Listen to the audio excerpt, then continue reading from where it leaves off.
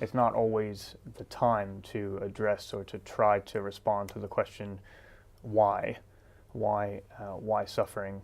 I have a very poignant example in my own life where my aunt was conveying to me some terrible suffering that she had been through, and I did jump in with some of my more abstract philosophical ideas. This was many years ago, and she listened to me patiently, and then she said, "Vince, that doesn't speak to me as a mother," which I have come to think was a very fair response, and I hope has helped me to listen a lot longer and to ask a lot more questions before I would think it would be even time to have a conversation about the question of why. And when I listen to events like this, I mean, one thing that's important to me is I think we need to say things like that are evil, that they're objectively evil, that they really are evil. And I hope that my Christian worldview and my understanding of God allows me to do that. I mean, I see how that could easily be said of the Charlie Hebdo tragedy. In a sense, though, in what sense is a bin lorry crashing into people on the street at Christmas time evil? Is it simply just a tragic accident? I mean, do we ascribe evil in that case? Sure. I think I would want to. I would want to use strong language there. I'd want to use strong language, and I think, from my Christian point of view, not to say that there aren't other ways of talking about this, but from my Christian point of view, each life is sacred. Each person is created in the image of God. Each person is loved by God. And so whatever explanation we give to the question of why, the fact that something sacred, a human person, has suffered or has been affected in that sort of way, I think we should say that that's evil. We should say that our starting point has to be that something is bad about that, and that's not ultimately what we should desire, and not ultimately what a God would want in the end. Same question to you, Julian. When you are confronted with tragedies or people who are going through something, what's your response to them on a practical level?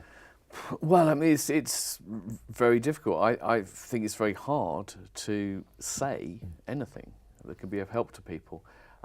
If you say people, it's going to be all right, for example, that can be so trite. I mean, often even, for a start, that's not really ever really true, actually. Things are never all right again for people when they've been through these things. Things can get okay again, but things are never the same. But also it can seem not credible at the time. And, I think that the most difficult thing, there's a kind of suffering of having to be around with someone who you love, who is suffering, and being unable to help them. Ultimately, I think all you can do is, be there for them. And it sounds so thin, but ultimately, that's the only thing you can do. They know that they're loved, that they have support, that you have their sympathy is with them, but you can't pretend you can take that pain away, and you can't pretend to explain it or justify it. And then people need, in their own time, to work through it in whatever way they do. Do you ever go down the route as an atheist of trying to say that you're going to see why this, there's a reason behind this? You just can't go down that route, I don't think you can. And I think that's it's interesting how difficult it is. You say that people naturally ask why, and they do actually a lot of the time. And I'm always a bit baffled because I know it's possible to break that habit, because I think that if you get accustomed to a worldview in which you accept that things don't happen with an ultimate purpose, things just happen, you do stop asking why after a while, genuinely.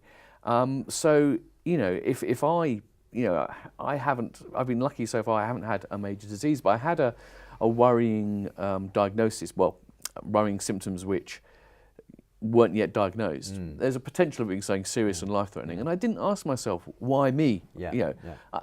I thought it happened to other people. Of course it could happen. I kind of expect at some stage something really nasty to happen. So you can get out of that way of thinking, but the default for people is to want to know why and to think there must be a reason. And if that's what people are thinking, it can be very hard to say, there's no why, it just happens. Sure. Yeah.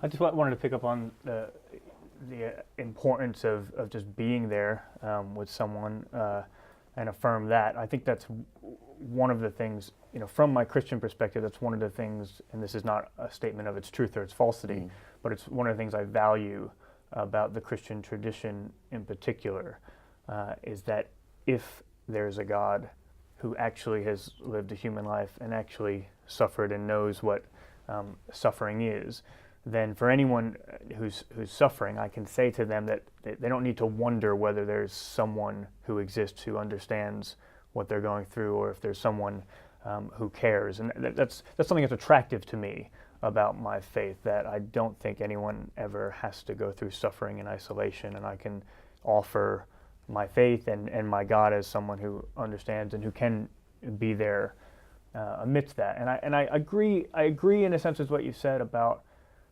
it will never be all right. I want to be really careful, and I think you do too, to not say, well, it's not a big deal that you've gone through this terrible piece of suffering, or that's fine, but don't worry, you'll see eventually that that wasn't really evil, or anything along those lines. And yet at the same time, I hope that, because I do believe that there can be an afterlife, which can be And you believe in that sense the why question is one that everyone should and can ask? That it is one that we do naturally ask, which is not to say that we can't get to a point where we stop asking that in the same sort of regular way.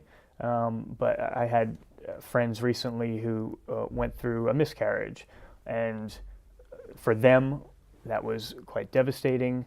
The woman had to have surgery, lost a lot more blood than she should have. It was traumatic for them, and they are Christians, and they decided to name the baby Hope, because from their perspective, they really do believe that there's the possibility of being a family together with that child in heaven, which again is not an argument for the truth or the falsity of the Christian faith, but when we're talking about how do we respond to real life suffering, it's something I really value about my tradition, that I can call it evil, but I can also say that there is real hope, and at the same time I can say there is always someone who knows what you've been through. To watch the full debate on God and suffering, please visit premierchristianradio.com/unbelievable.